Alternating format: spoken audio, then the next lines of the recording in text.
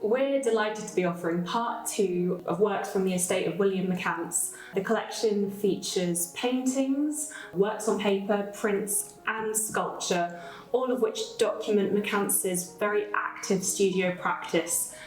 They've never been seen before on the market, so we're especially excited to be discussing them with you today. This sculpture dates from 1935, and obviously it's in the estate, so it stayed with him his whole life, but it also kind of stayed in his mind because he painted this painting, which features it in 1946. McCance had studied at the Glasgow School of Art, where he met Agnes Miller Parker, and after the war the pair moved to London in 1920, where they both established careers as artists. It was kind of in recognition of their talents that they were recruited to the Prez, that's in 1930. McCance largely abandoned painting during this time because he was, I think, very busy. Yeah, I can imagine. But we still do have some work surviving from this period that give us an insight into their working life, don't we? Yes, and one of the particularly nice things about this being works from the estate of McCance is that we have some lots that represent the connections that him and Agnes Miller Parker had with other artists. Some of them presumably from while they were in London, but some of them particularly from the time that they were working with the Prez.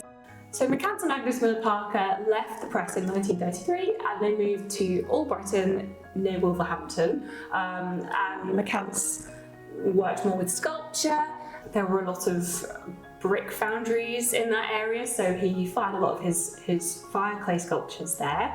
A lot of the works we have in this lovely collection give us an insight into McCance's studio life and his sort of artistic relationship with Agnes Miller Parker. Something that is synonymous with both those artists is, of course, cats. And we have several lovely cat studies by McCance in the collection.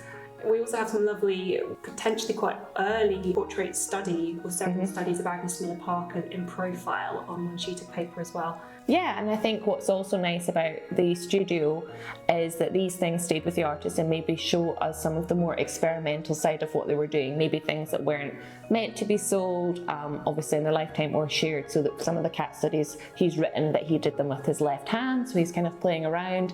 And there's also a nice series of watercolour wax resists, he calls them, which he seems to be playing around a lot with, like kind of texture and colour, some of which were exhibited but largely seem to be more kind of experiments for himself rather than a sort of finished artwork that he was going to present to the public at that time. It's been a pleasure to work on this wonderful collection of works by William McCance, which we'll be offering in the summer edition of the Art Edit.